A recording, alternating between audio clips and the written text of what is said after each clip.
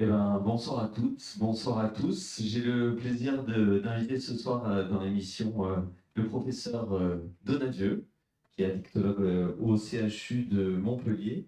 Bonsoir Hélène. Bonsoir Vincent. On va parler ce soir d'un sujet sensible qui est le chemsex. On va essayer d'en parler, des complications, de la définition. Donc l'émission sera mise sur Facebook dès demain et ensuite sur Radio Elva dans la semaine. Donc ici, vous pourrez poser vos questions à la fin de l'émission. On gardera du temps pour y répondre sans aucun problème. Alors Hélène, bonsoir. Expliquez-nous en quelques mots ce qu'est que ce nouveau phénomène du chemsex. Alors avant de vous laisser la parole, je vais quand même intervenir sur un point important, c'est que l'actualité nous fait parler du chemsex. On ne parlera pas de cette affaire pendant cette émission. Cette émission a été organisée il y a plus de 2 mois. Il n'est donc pas question de répondre à des questions et de parler de cette affaire qui parle de l'actualité. On répondra à toutes les autres questions, si on peut y répondre, avec plaisir. Ouais, complètement d'accord.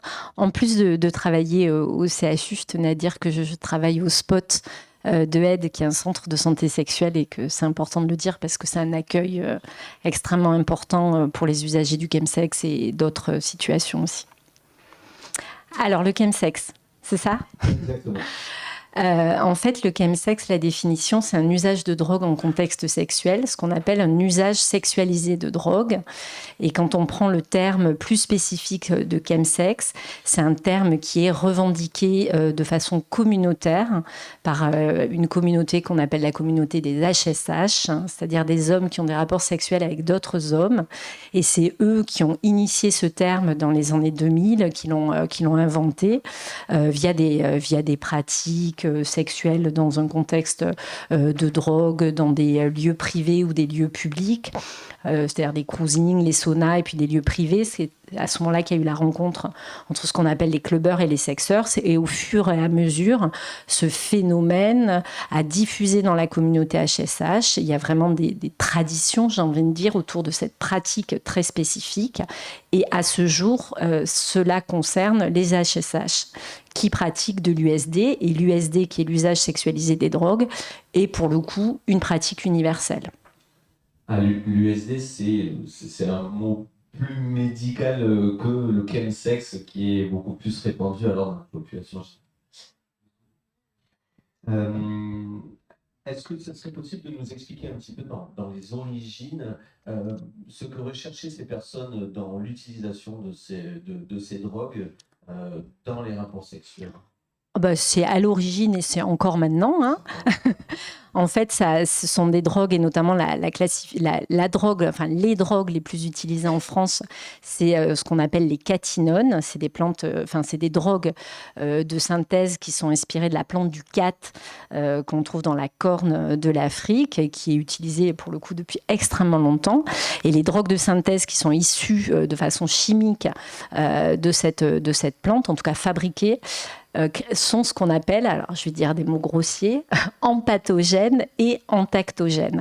En gros, ça veut dire qu'il va y avoir une augmentation du désir, une augmentation de l'excitation sexuelle et une envie d'avoir un rapport sexuel avec une personne que l'on rencontre, que l'on connaît la plupart du temps pas, et puis d'initier, d'anticiper, de prolonger ce rapport sexuel qui peut durer jusqu'à 12, 24, 36, 48 heures avec parfois, pas dans tous les cas, mais parfois un multipartenariat qui peut s'installer parce que cette endurance associée aux drogues, au prix de beaucoup de conséquences malheureusement, cette endurance permet de rencontrer de nombreux partenaires sur une session.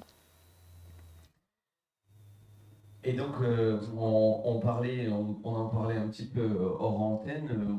On a des chiffres actuellement, là, ici, en 2023, de ce phénomène. Alors, c'est toujours difficile. On me demande toujours des chiffres d'épidémiologie sur combien il y a de pourcentage de HSH qui pratiquent le chemsex. Déjà, c'est une aberration parce que ça voudrait dire qu'on connaît combien il y a d'HSH en France. Et objectivement, on n'est pas dans un devoir de donner notre orientation sexuelle. Donc, par définition, on ne sait pas qui est HSH en France. Et quand on parle d'HSH, on parle certes d'hommes cis, d'hommes trans, qui vont avoir une orientation gay, une orientation bi, une orientation hétéro-curieux, une orientation multiple et variée. Donc, on ne sait pas véritablement qui c'est, quels sont les hommes qui ont des rapports sexuels avec d'autres hommes. Donc, c'est difficile d'avoir un pourcentage sans dénominateur commun. En gros, toutes les études scientifiques et de plus en plus maintenant sont relativement unanimes sur le fait de dire qu'il y a environ 20% des HSH qui pratiquent le chemsex, soit de façon récréative, pour 40% d'entre eux, de ceux qui pratiquent. 40% de ceux qui pratiquent le chemsex ont un usage récréatif, c'est-à-dire qu'il y a une excellente gestion de la pratique, de l'usage de drogue. Ça ne veut pas dire qu'il n'y a pas de prise de risque, mais c'est un usage récréatif qui n'a pas véritablement de conséquences pour leur vie personnelle, sociale, familiale, professionnelle, etc. Et puis, il y a 60% des pratiquants qui ont un usage problématique qu'on va appeler addiction, ou en tout cas qu'on va appeler dépendance, et qui là, outre la prise de risque, entraîne des conséquences physiques, psychologiques, sociales, familiales, etc. Et c'est ces conséquences-là qu'on tente de prévenir le plus possible dans le soin. Alors on y reviendra après sur toutes les complications, et notamment sociales. Est-ce qu'on a une idée du nombre de personnes qui viennent consulter justement pour cela? Comment dans le circuit médical, le circuit d'accompagnement, je dis médical, mais c'est aussi via les associations, je sais que vous y travaillez beaucoup. Quel est finalement le début de la demande? Est-ce que c'est une personne? Est-ce que c'est un groupe? Est-ce que c'est des associations? Alors, il y a essentiellement un recrutement, si on peut appeler ça comme ça, communautaire, même si tous les HSH ne se retrouvent pas quand même dans cette dimension-là. Il y a peu de filières de soins organisées. Alors, à Montpellier, on a de la chance parce qu'il y a quand même beaucoup d'associations. Il y a un Corévi qui est très actif, il y a Aide qui est très active, il y a ENIPS aussi en association qui est très active. Donc, il y a une communauté HSH et gay en général qui est relativement bien organisée. Donc, il y a des filières de soins. Mais comme dans toutes les problématiques addictologiques, l'accès aux soins concerne un minimum de personnes. Si on regarde l'alcool, quand on a une addiction à l'alcool, il y a 10% des personnes qui consultent un addictologue, 10% des personnes qui ont une addiction à l'alcool qui consultent un addictologue, avec, on estime, 15 à 20 ans de retard dans le diagnostic. Donc au stade des complications. Et c'est pareil pour le chemsex, malheureusement. C'est-à-dire qu'on les voit souvent au stade de complications un petit peu terribles, qu'elles soient psychologiques ou médicales. Et je suis à peu près sûre qu'on est largement en dessous des 10% en ce qui concerne le chemsex. D'où alors, ce type d'informations et d'événements qu'on fait aujourd'hui. Et puis tout le travail des associations et des médecins qui s'occupent de cette thématique pour, certes, faire de la prévention, mais... pour expliquer qu'est-ce que c'est que ce phénomène, dédramatiser, déstigmatiser, essayer d'avoir un regard non jugeant sur la situation et de faire en sorte que tous les soignants soient dans cet état d'esprit, parce que ce n'est pas le cas. Et puis surtout, repérer les... Ah ben quand même, des gays qui font des partous sous drogue, il y a quand même beaucoup de personnes qui trouvent que c'est pas tout à fait normal. Enfin, je sais pas. En tout cas, moi, j'ai quelques... Moi, j'ai pas de jugement, c'est sûr. J'ai beaucoup de collègues qui ont des jugements, ça c'est évident, qui sont toujours très étonnés qu'une femme puisse s'occuper de ça. Donc si, effectivement, ça reste une pratique qui est probablement stigmatisante pour les usagers. Il y a quand même, on va peut-être pas aller sur ce sujet-là, mais il y a quand même une grosse homophobie ambiante en France. Donc vous imaginez qu'en plus de l'homophobie, ils sont usagers de drogue et qu'en plus ils font des partous et qu'en plus ils ont un multipartenariat, vous pouvez bien imaginer qu'il y a des stigmas. Voilà, il y a quelques représentations et quelques stigmas. Donc il faut casser tout ça parce que soit on est dans un usage récréatif et ma foi c'est leur espace de liberté et on ne va pas venir voir chez les gens qu'est-ce qu'ils font de leur activité sexuelle, c'est comme ça. Et soit ils ont un usage problématique donc ils sont malades et donc il faut qu'ils soient dans le soin. Alors, on en parlait lorsqu'on a préparé l'émission, on parlait des applications de rencontres Mm. qui ont permis cette extension de l'utilisation de ce phénomène. Oui, alors ça, c'est vraiment la bascule. Hein. La bascule de la diffusion du chemsex, c'est 2004. C'est l'arrivée des applications de géolocalisation.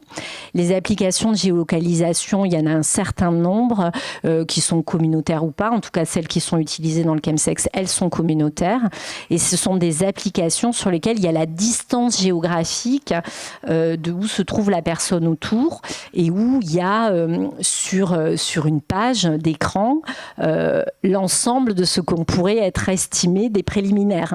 C'est-à-dire qu'on se dit ce qu'on va se faire, on se dit si on prend des drogues ou si on n'en prend pas, on se dit, ben voilà, je suis à 400 mètres de chez toi, on se retrouve dans 15 minutes, le temps de prendre une douche, est-ce que tu as des chems, est-ce que tu n'en as pas, etc. Et on se rencontre. Donc c'est des applis qui ont vraiment facilité la rencontre sexuelle en lien avec l'arrivée des nouveaux produits de synthèse dont on parlait tout à l'heure. Il y a eu vraiment l'émergence de ces deux phénomènes dans les années 2000-2004. Arrivée des nouveaux produits de synthèse qui facilitent la rencontre et l'endurance, et l'arrivée des applis de géolocalisation qui permettent de rencontrer des personnes à visée sexuelle de manière extrêmement aisée. Bon, après, Tinder pour les hétéros, c'est pareil. Hein. Donc, je veux dire, vous allez sur Mythique, vous avez un plan cul dans 1 heure. Hein. Donc, il n'y a pas de... C'est pareil, en fait. Et c'est à l'origine, et c'était en 2004. Les applis de géolocalisation, c'est 2004 et la diffusion du phénomène, c'est vraiment les applis de géolocalisation. Alors, on a parlé justement de ces substances. Est-ce qu'on peut les décrire maintenant un peu plus précisément? Quel type de substances sont utilisées, probablement les effets, et on parlera ensuite des risques et des complications. Mais un petit point maintenant sur les drogues. Alors, je vais parler chinois à partir de maintenant. Donc les chefs de file en France, ce sont les catinones. Les catinones qui sont donc des drogues de synthèse et qui sont appelées par les usagers par leur nom chimique. Donc c'est vraiment très particulier dans l'usage de drogue, c'est pas classique. Donc ils appellent... C'est comme si en allant boire du vin, on disait tiens je vais boire du CH3, CH2OH. Exactement. Donc on dirait juste du C. Enfin, non, parce qu'on confondrait avec la cocaïne, donc ça irait pas.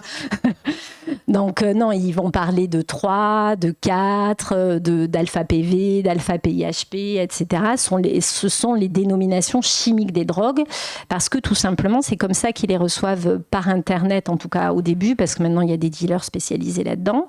Mais au début, c'était reçu par Internet et il y avait un petit papier dessus où il y avait marqué la formule chimique. Donc, ce qui fait très médicament. Hein. Donc, il y a eu une dédramatisation de ces drogues au début. Il est commandé sur Internet via des sites qui sont absolument pas sur le dark. Hein. Vous y allez ce soir, vous allez en trouver. Hein. C'est pas du tout compliqué. Et donc, il y avait quand même une dédramatisation et une non-dangerosité parce que le fait que ce soit classé en stupéfiant, c'est 2012. Donc, jusqu'alors, ça n'était pas classé en stupéfiant, c'était vendu comme sel de bain. Donc, bon, il n'utilisait pas vraiment pour prendre des bains, mais globalement, c'était pas totalement interdit, quoi. Donc les catinones, la 3, la 4, etc., qui vont être prises comme pour tout usage de drogue, soit gobées, c'est-à-dire par la bouche, soit sniffées, c'est-à-dire faire une trace, soit en plug ou en bump, c'est-à-dire par voie intra-anale, soit injectées. Et là, le terme, c'est ce qu'on appelle le slam, c'est-à-dire un terme claqué en anglais. Pour plusieurs raisons, et notamment pour la puissance que donne la puissance et la force en intraveineux. Exactement. Donc ça, ce sont les catinones. Ensuite, il y a du GBL-GHB. Donc, c'est plutôt du GBL, parce que c'est facile à obtenir, le GBL. Il suffit d'avoir un numéro SIRET et d'avoir chez Castorama, et vous achetez un bidon de 5 litres pour nettoyer les jantes et le parquet, c'est du GBL. Et donc, quand on boit le GBL, il va être transformé par le foie, il va être métabolisé, transformé en GHB, qui pour le coup est beaucoup plus compliqué à obtenir puisqu'il est quand même classés comme des produits médicaments qui ne circulent pas aisément. Donc ça, c'est vraiment les deux gros chefs de file. On trouve de plus en plus de méthamphétamine. Donc on a environ 20% des usagers de chemsex sur Montpellier qui prennent de la méthamphétamine, qui est la plus puissante des amphétamines qui soit, et qui, pour le coup, est dramatique sur le plan des addictions. Alors la meth, la plupart du temps, elle est fumée. En tout cas, dans le cadre du chemsex et dans d'autres cadres, vous devez avoir vu des informations à ce niveau-là. La meth, elle est souvent fumée. C'est des cristaux bleus qui vont être la plupart du temps fumés, mais qui peut être utilisé aussi autrement, mais plutôt fumé dans cette pratique. Le GBL, c'est un liquide, donc c'est bu. Et donc là, il y a plein de techniques de réduction des risques qu'on donne aux usagers qu'on rencontre pour expliquer comment réduire les risques vis-à-vis de ces drogues. Et puis, bien entendu, comme dans tous les usages sexualisés de drogue, il y a la cocaïne qui est toujours présente, comme dans le milieu libertin où elle est extrêmement présente, et les amphétamines, les extas, etc., qui font partie de la panoplie. Mais globalement, les deux chefs de file, ce sont les catinones, donc la 3. Si on dit à un usager, vous prenez des catinones, il va vous regarder avec des grands yeux, il va vous dire, non, mais c'est quoi ça ? Donc, ils prennent de la 3 et le GBL, GHB. Ils sont à peu près tous identiques en termes d'effet? Ah non, non. Non, chaque drogue a vraiment un objectif bien spécifique. Donc, tout ce qui est psychostimulant. Donc, dans les psychostimulants, il y a les catinones, la cocaïne, la méthamphétamine, bien entendu. Là, il va y avoir vraiment une recherche de l'effet de psychostimulation, de sensation de toute puissance, caractéristiques empatogènes et entactogènes, comme je disais tout à l'heure. On a envie d'avoir un rapport sexuel avec la personne avec qui on a envie d'être caressé, on est presque même in love.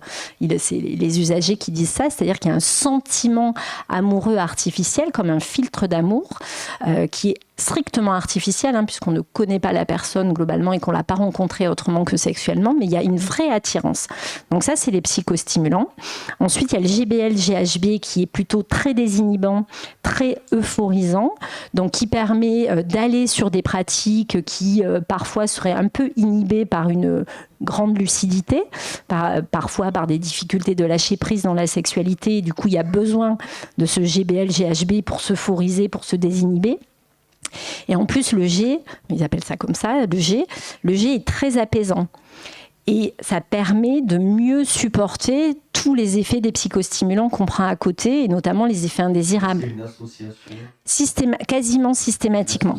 Oui. Enfin, de façon très fréquente, il y a association de la psychostimulation avec une des drogues et avec la voie d'abord que chaque usager préfère et choisit. Et c'est très souvent, pas tout le temps, mais c'est très souvent associé à la prise de G qui permet la désinhibition, l'euphorie, etc. Et puis la relaxation sphinctérienne qui peut être quelquefois utile dans les pratiques. Alors, vous avez parlé de toutes ces substances, on n'a pas parlé, parce que depuis le début, on parle de drogue, on n'a pas parlé de LSD, de cannabis, de ces autres substances-là. Est-ce qu'elles sont utilisées dans ce contexte de chemsex ?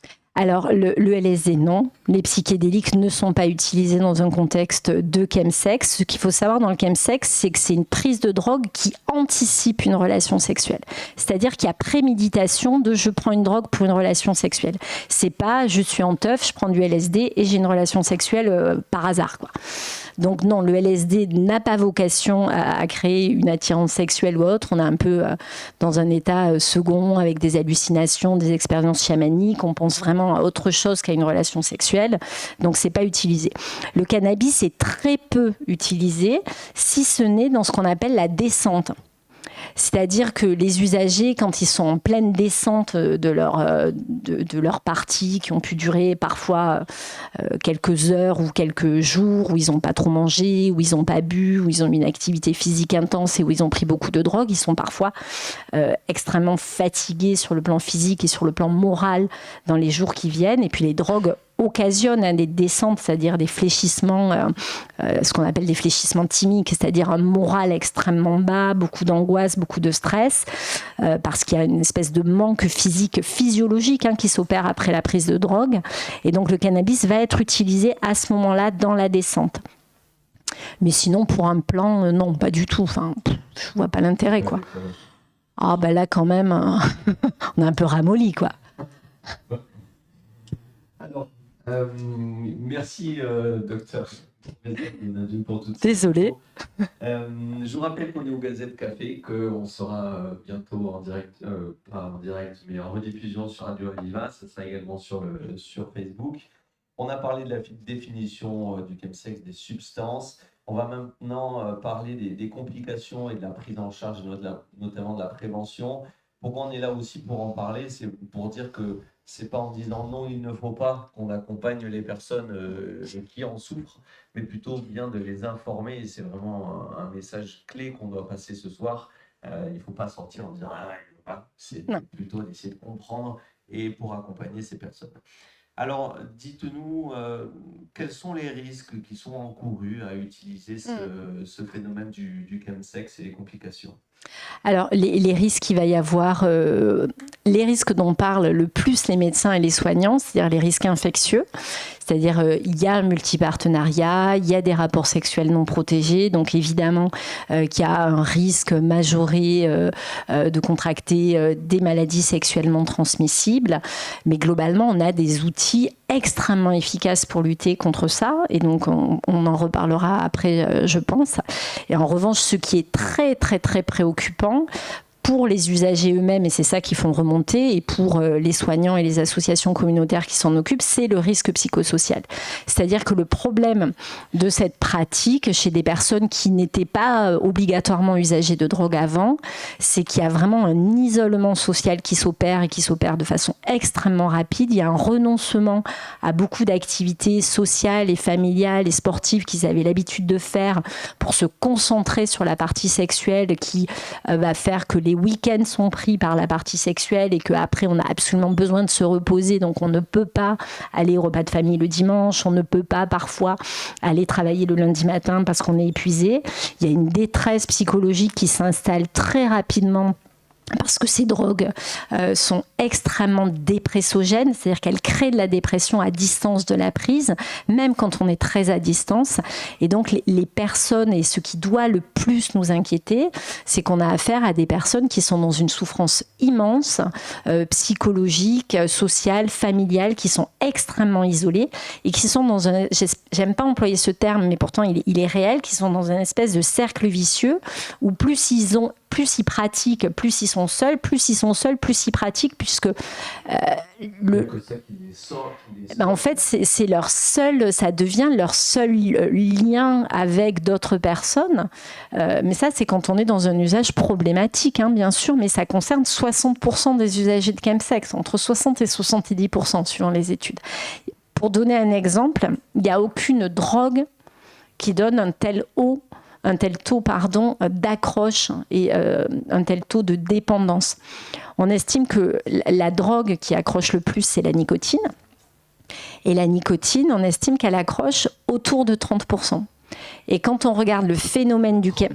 30% des gens qui touchent à la nicotine vont continuer dans la dépendance. Ce qui est énorme. Ce qui est énorme pour une substance psychoactive. Et quand il s'agit du chemsex, on est à 60-70%. Parce que c'est beaucoup plus complexe que juste une prise de drogue. C'est une prise de drogue dans une communauté spécifique qui a une histoire particulière, et notamment vis-à-vis du VIH, et donc une histoire particulière vis-à-vis de la sexualité, que ça vient mettre en jeu toute son activité sexuelle, ce qu'on ne pouvait pas faire avant, ce qu'on ne s'autorisait pas à faire. Ça met en jeu l'homophobie, ça met en jeu le stigma social. Et du coup, les gens sont prisonniers de cette pratique pour laquelle, au début, ils ont éprouvé du plaisir, et on peut le comprendre, et qui après devient un piège absolu parce que ça vient résoudre toutes les problématiques qu'ils avaient avant. Et donc, c'est pour ça que c'est extrêmement dangereux, parce qu'à un moment donné, c'est une espèce de filtre qui vient corriger toutes les difficultés sexuelles ou de stigma ou autres dans leur vie. Et donc, ils ont l'impression qu'ils ne vont jamais pouvoir s'en passer, puisque c'est venu tout corriger. Je pense qu'on ferait tous ça. On serait tous pris au piège. Donc, c'est pour ça que la prévention est primordiale pour éviter ce piège de cette drogue, cette pratique va venir soulager quelque chose. La conséquence qui est sociale, la conséquence également infectieuse. quand on préparait là aussi l'émission, vous me disiez que il y avait un glissement, c'est-à-dire du chemsex, c'est-à-dire du chem avec sexe, puis il y avait plus que du chem à la fin. Et Bah, sans sexe, ouais, il y a ça pouvait plus. arriver. Pour beaucoup, à la fin, il n'y a plus de sexe, effectivement. Il n'y a que du chem avec l'attente un peu fantasmatique de je vais avoir bientôt un plan exceptionnel, je vais avoir l'orgasme de ma vie, il va se passer quelque chose de merveilleux. Et en fait, il y a cette espèce de je prends des chems, je suis sur une appli, j'attends le plan d'après. Et ce plan d'après, donc il y a quand même quelque chose qui devient très morbide dans la pratique extrême, mais ça ne concerne pas tout le monde, hein, attention. Hein. Mais les personnes qui sont vraiment très affectées et qui ont un usage problématique extrêmement sévère sont des personnes qui quasiment ne pratiquent plus de sexe et sont exclusivement dans un usage de produits. Merci beaucoup. Maintenant, qu'est-ce qu'on peut faire à part de l'information pour dispenser ces messages et faire qu'il y ait de moins en moins de personnes qui tombent dans ces complications? C'est tout le plan de la prévention. Ouais. La prévention, l'information, créer des filières de soins, former les soignants au repérage et notamment les médecins de premier recours qui ne connaissent pas toujours la pratique. Il faut savoir que c'est une pratique qui est bien particulière et qu'un usager, s'il va voir son médecin généraliste et qui commence à lui dire « Oh là là, je me suis slamé avec de l'A3 samedi soir Là, le médecin généraliste, il va faire des grands yeux, il va pas savoir ce qui se passe. Et du coup, la personne en face va s'arrêter de parler. Et c'est réglé, il n'en parlera plus jamais. Alors que si on forme l'ensemble des médecins de premier recours, parce que c'est là où ça va se jouer, il ne faut pas se tromper, il va y avoir du repérage, il va y avoir de la référence aux soins chez les personnes qui ont vraiment un très gros usage problématique. Je pense que les médecins généralistes n'ont pas de soucis pour dépister un diabète, et pourtant c'est quand même un peu compliqué de suivre un diabétique, c'est pas toujours simple. Il faut former les médecins généralistes à dépister les addictions, et toutes, pas que le chemsex, et surtout de bien connaître le vocabulaire pour repérer le plus tôt, pour référer aux soins, ne serait-ce que pour une information. Et s'il y a des généralistes ou des médecins ou des soignants de premier recours qui reçoivent cette information d'une personne qui demande de l'aide, par exemple dans le réseau à Montpellier, à qui est-ce qu'on peut envoyer? Donc j'imagine à votre service d'addictologie au CHU de Montpellier. Mais il y a des structures, il y a des associations. Oui. Alors il y a évidemment les associations dont j'ai parlé tout à l'heure. Il y a des écoutes téléphoniques qui sont possibles. Franck pourra nous en parler au moment des questions. Et puis il y a le soin qui peut se faire dans des structures d'addictologie, donc au CHU avec une consultation dédiée, ou au SPOT, le centre de santé sexuelle de Aide, qui a aussi une consultation dédiée. Et puis l'objectif qu'on a avec le Corévi et le groupe spécifique qui s'occupe de cette thématique, c'est vraiment de former un maximum de personnes dans l'ensemble de l'Occitanie pour qu'il y ait des filières de soins dans chaque ville, et puis que chaque personne qui pratique le chemsex ait accès à un soignant compétent, formé, voire à une équipe, parce que c'est vraiment une approche transdisciplinaire, le soin en addicto, et que le plus de personnes soient formées, parce qu'actuellement, certes, on n'a que l'iceberg des personnes qui pratiquent, mais quand même, on n'a pas énormément de personnes recours dans le cadre médical sur la ville de Montpellier. Vous parliez de la transdisciplinarité quand vous prenez quelqu'un en soins. Quels sont les autres professionnels qui interviennent, les psychologues? Exactement, psychologues, sexologues, accompagnateurs communautaires, travailleurs sociaux, toute la bande. Et alors, les personnes qui viennent vous voir, comment est-ce que vous les accompagnez? Donc vous les informez, j'imagine, vous les informez sur la prévention des MST, on va y revenir juste après. Quelqu'un justement qui met le doigt dans cet engrenage, comment est-ce que vous l'en sortez? Alors, oui. Moi, je suis une petite béquille. Non, mais Pardon? Merci. On a un timer, donc. On a un timer. Donc globalement, comme dans toutes les addictions, c'est-à-dire qu'on va faire un point sur la pratique, le type de drogue utilisée, les modes d'utilisation.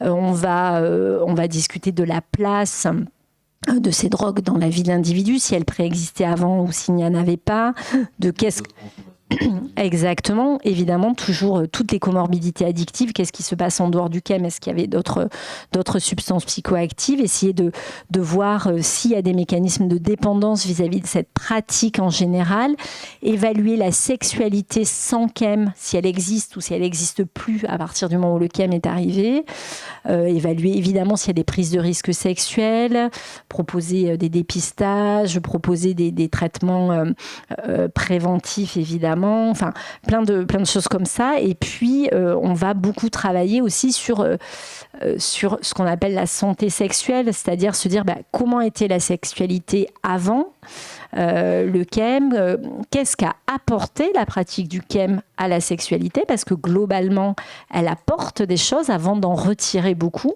mais elle commence par apporter des choses et probablement des choses que les personnes ne s'autorisaient pas à faire et qui pour le coup sont extrêmement plaisantes.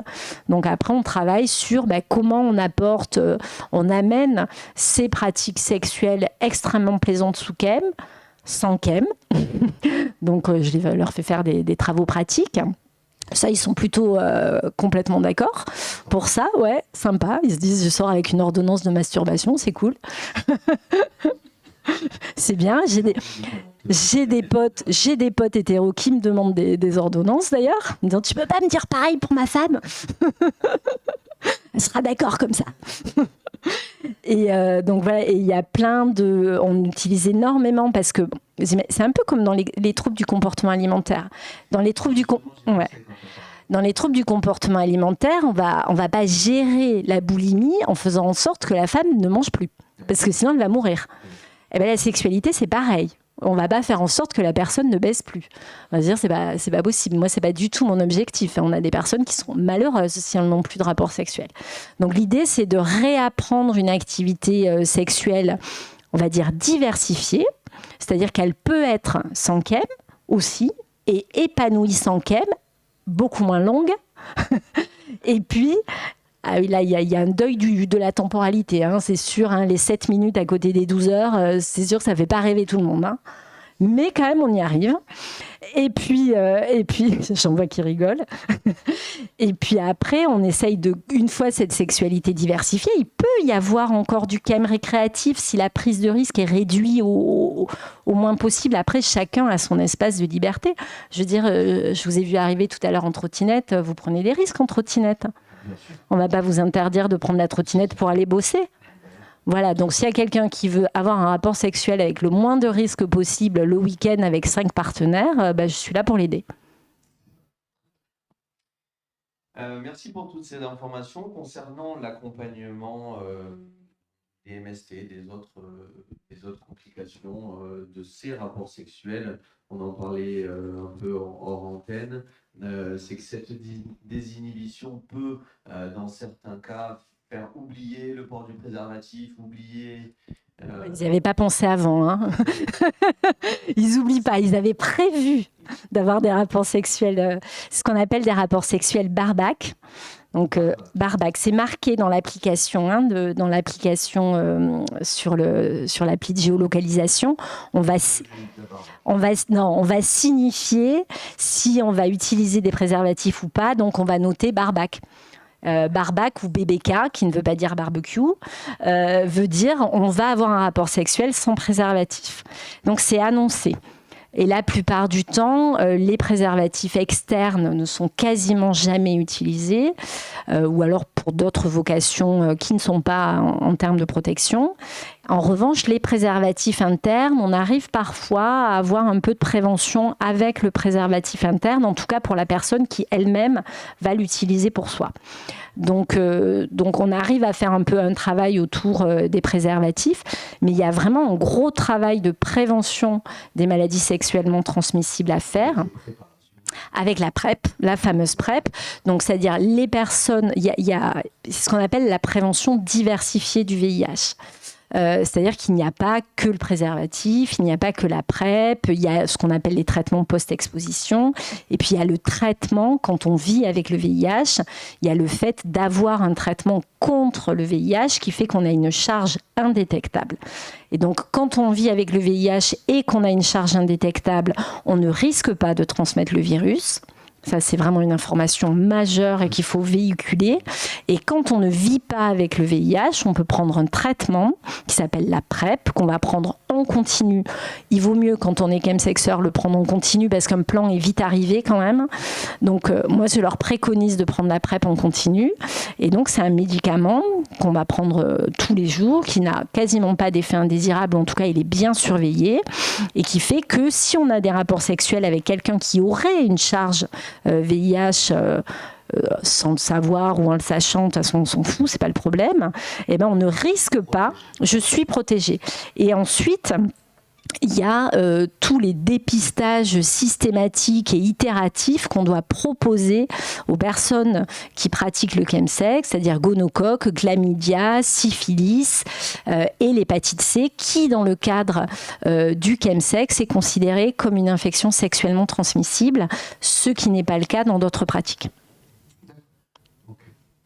Alors, pour aller dans le sens de ce qui vient d'être dit, l'émission précédente, c'était fin décembre, c'était une émission justement sur le VIH, la prévention, et j'ai eu l'honneur d'inviter le professeur Mackinson qui nous a parlé. Donc, vous pourrez retrouver ce podcast directement sur Radio Aviva et sur le Facebook du Gazette Café et de Radio Aviva. Merci beaucoup. Merci. Merci beaucoup, professeur Donadieu. Avec plaisir. L'information, c'était extrêmement clair. Moi, j'ai trouvé ça clair, j'ai appris plein de choses. Il nous reste quelques minutes pour des questions, si vous le souhaitez. En tant que candide, qu'est-ce que ça veut dire chem? Ah, chem, c'est les drogues, pardon. Oui, c'est ça. Chem, c'est les drogues, et sexe, je pense que vous aviez compris. Ouais, chem, c'est les drogues. Les chem. Ouais. Oui, bonsoir s'il vous plaît. Est-ce que vous pourriez préciser ce que vous appelez une pratique maîtrisée, c'est ça? Récréative. Oui, et maîtrisée, je pense que vous avez utilisé un moment le mot. Je suis pas sûre que c'est pas grave. Que vous la caractérisez comment? Un usage récréatif du chemsex. C'est un usage. Vous avez dit non problématique finalement aussi. Oui. C'est un usage où on a gardé toute sa liberté de consommer ou de ne pas consommer. C'est-à-dire qu'on n'a pas renoncé à des activités familiales, festives, sociales, qu'on décide que tel jour on va faire un plan sexuel, qu'on va prendre des drogues pour faire ce plan sexuel, et puis que dans les suites de cet événement, pendant 1 mois, 2 mois, il n'y aura pas de plan sexuel, et que la prochaine fois qu'on le proposera, si on n'en a pas particulièrement envie, on sera en capacité de dire non. Et je peux vous assurer qu'il y a des tas de personnes, donc pas la majorité, j'en suis désolée, moi mon objectif c'est de les amener à un usage récréatif, parce que à partir du moment où c'est sympa, je vois pas pourquoi ils s'en priveraient. Donc du coup, l'idée c'est d'amener à cet usage récréatif, ou de maintenir des personnes qui débutent le chemsex dans un usage récréatif, c'est-à-dire ils choisissent quand est-ce qu'ils consomment, avec qui et comment ils consomment. Après, j'ai pas dit que dans cet usage récréatif, il n'y avait pas de prise de risque. Si, il y a une prise de risque dans l'usage récréatif. Évidemment, on prend de la drogue, donc il y a une prise de risque. Mais ça peut être une prise de risque extrêmement limitée.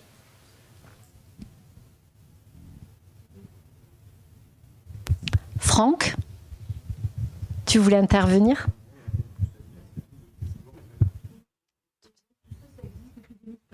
Non. Franchement, l'usage sexualisé des drogues, ça a toujours existé, on va pas se mentir. Le chemsex, il y avait certains groupes de HSH qui pratiquaient le chemsex aussi depuis toujours. Simplement, le terme chemsex, c'est aux États-Unis dans les années 80-90, d'abord avec la méthamphétamine, dans des saunas, des bars, des cruisings new-yorkais. Et en revanche, c'est arrivé en Europe autour des années 2000, enfin 90-2000, on a du mal à le définir parce que au Au début, c'était plutôt dans des lieux un peu fermés, privés, qui n'étaient pas trop ouverts au public, avec des pratiques hard, on ne va pas se mentir, et ça développe énormément les pratiques hard, le chemsex, évidemment. Enfin, c'est l'objectif quand même de prendre des drogues liées à la performance, c'est de performer. Donc performer, on fait un peu plus de pratiques hard, c'est évident. Et donc c'était plutôt dans ces milieux-là en 2000-2004. Donc ça existe 80-90, apparition en France et dans les cruisings, les saunas et chez des personnes en privé autour des années 2000, et diffusion et grosse expansion du phénomène 2004-2006 sur les applis de géolocalisation et sur l'arrivée des nouveaux produits de synthèse.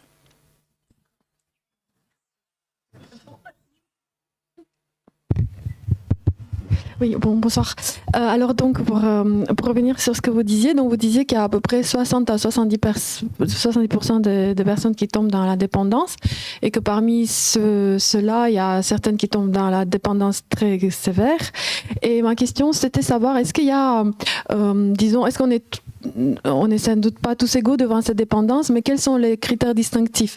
Est-ce qu'il y aurait éventuellement un côté aussi génétique ou juste environnemental, culturel? Je sais que par exemple pour l'alcool, je ne suis pas un scientifique, mais il me semble l'avoir entendu ou lu que si tu as un parent ou un grand-parent qui est alcoolique, tu as plus de facilité à tomber toi-même dans la dépendance, ou voilà, dans les comportements addictifs de toutes sortes. Et qu'en est-il à ce niveau-là? Merci. Alors c'est une excellente question. En fait, comme toutes les addictions et comme tout le niveau de sévérité qu'on va avoir dans une addiction, il y a ce qu'on appelle des facteurs de vulnérabilité. Et dans les facteurs de vulnérabilité, il y en a 3 types. Il y a une vulnérabilité liée à l'individu. Et effectivement, chez l'individu, une des vulnérabilités qui cote, entre guillemets, le plus, et c'est une vulnérabilité, hein, c'est pas une évidence, c'est une vulnérabilité, c'est la génétique. Donc il y a l'individu, le produit et l'environnement. Et donc, chacun de ces éléments vont constituer une vulnérabilité à un moment donné chez un individu donné. Donc, effectivement, les personnes qui pratiquent le chemsex et qui vont développer une addiction sévère ou qui vont développer une addiction extrêmement rapidement, et ça, c'est terrifiant, la rapidité de l'installation de l'addiction dans le chemsex, ça peut se faire en 3 à 6 mois, ce qu'on voit quasiment jamais ailleurs. On va retrouver des vulnérabilités, bien entendu. Enfin, je veux dire, avoir une addiction au chemsex n'est pas quelque chose de très différent que d'avoir une addiction à une autre substance. Donc, on a les mêmes vulnérabilités.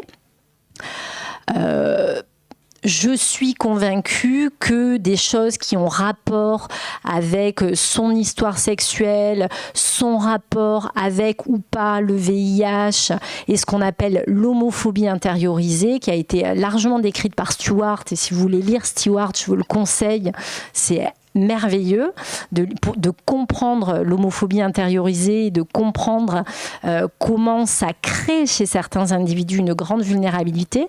Donc je dirais que les chemsexeurs qui ont une addiction sévère, ils ont les mêmes vulnérabilités que les autres personnes qui ont une addiction, mais malheureusement, je pense qu'il y a des choses qui se rajoutent vis-à-vis de l'histoire du VIH et vis-à-vis de l'homophobie intériorisée.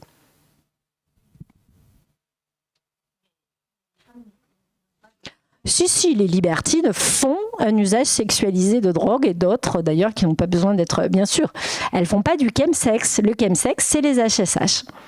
Elles font aussi des partous, de l'échangisme. Il y a pas de, enfin, je veux dire, l'usage sexualisé des drogues, c'est universel. Hein. Je veux dire, ça concerne pas que les hommes avec les hommes, que les femmes avec les femmes, que les hommes avec les femmes. Ça concerne tout le monde, et ça s'appelle l'USD. En revanche, quand on s'intéresse à cette pratique, nouveaux produits de synthèse, applis de géolocalisation et pratiques bien spécifiques, qui s'appellent le chemsex, ce sont les HSH. Et Stewart, dont je parlais tout à l'heure, parle d'appropriation offensante quand d'autres communautés utilisent ce terme. Et moi, je suis plutôt d'accord avec Stewart.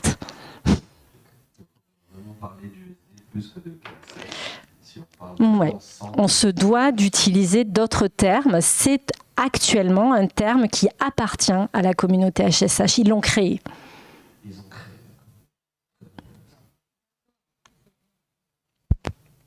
D'autres questions ? Oui, moi je voulais juste savoir sur quel type de récepteurs les catinones agissaient. En fait, c'est des inhibiteurs de la recapture de la sérotonine. Des antidépresseurs. Exactement. Mais très, très, très boostés. Ce qui fait que les antidépresseurs ne marchent pas chez eux. Les antidépresseurs ne marchent pas chez les utilisateurs. Mais parce qu'en L'USD ne marche pas chez ceux qui prennent. Non, en fait, chez les chemsexeurs qui vont avoir vraiment un gros syndrome dépressif, on a beaucoup, beaucoup de mal à utiliser les antidépresseurs qui vont être pas très efficaces. C'est-à-dire qu'ils vont pas avoir l'effet qu'ils ont quand même d'habitude quand ils prennent un autre inhibiteur. Et en plus, ils savent que s'ils se droguent avec, ils vont avoir moins d'effet. Donc vous De utilisez la drogue. d'autres classes d'antidépresseurs? J'essaye de leur faire arrêter les catinones et de les faire soit arrêter, soit passer à une autre drogue. Mais là, je vais tous vous choquer, donc je vais arrêter. Je leur fais changer de drogue quand ils veulent complètement continuer les drogues.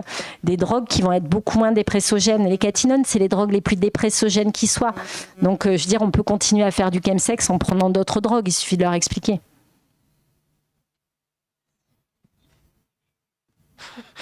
Ça, ils vont peut-être le couper au montage. Mais pas du tout.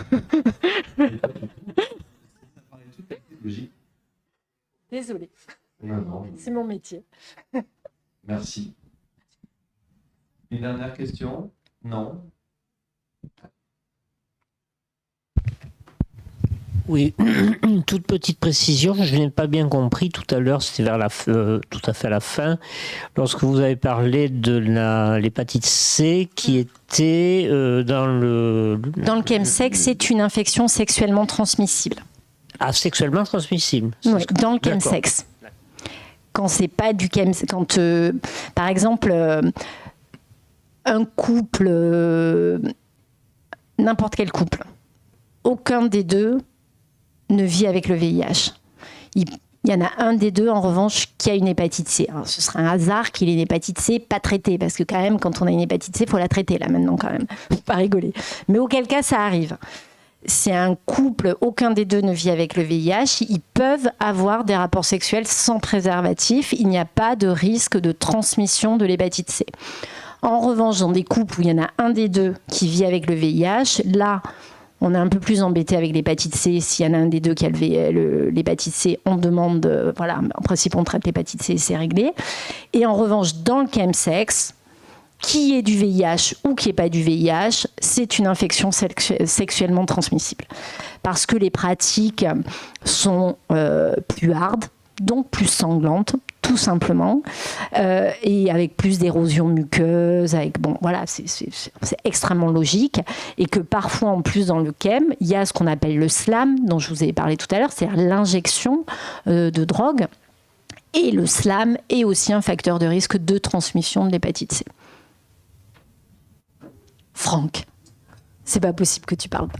Si je me permets juste, moi je voulais réagir aux derniers propos et je voulais remercier Hélène Donadieu de sa franchise et de ses propos assez cash, parce que ça paraît très surprenant qu'un professeur d'addictologie du CHU de Montpellier parle comme ça en disant je vais vous l'aider.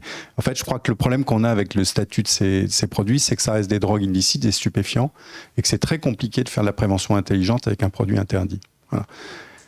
De toute façon, les gens prendront ces produits. Après ça, ce sera plus compliqué pour eux de recourir aux soins ou de recourir à une information pertinente. Et donc, de fait, oui, c'est effectivement, ça paraît provocateur si on ne connaît pas le contexte de la prise en charge addictologique, mais c'est vraiment de la réduction des risques. C'est-à-dire, on ne dit pas aux gens, voilà, c'est en tout cas le moins de dommages possible d'une consommation qui est, entre guillemets, inévitable pour tout un tas de raisons qui appartiennent à la personne, à sa communauté, à son histoire de vie. Ce serait probablement plus facile de faire de la prévention si ces produits avaient un statut différent de ceux de nombreux stupéfiants en France. Ce serait plus facile d'accompagner des usagers problématiques avant qu'ils subissent des conséquences très dommageables pour eux ou pour leur entourage de l'usage de ces produits. Mais je crois qu'il faut rester dans cette approche très pragmatique, parfois un peu, qui peut sembler provocatrice, mais qui est vraiment collée aux besoins des personnes par rapport à leurs usages problématiques de ces produits. Merci pour cette précision. Merci. On en a terminé. Merci Hélène Donadieu. Merci, je me suis régalée. Beaucoup pour toutes ces informations extrêmement précises, concises et pratiques. On n'a pas encore la date de la prochaine, de la prochaine émission, mais on donnera ça à Radio Riva et au Gazette Café pour la prochaine fois. Encore merci. Merci à vous et merci pour l'invitation.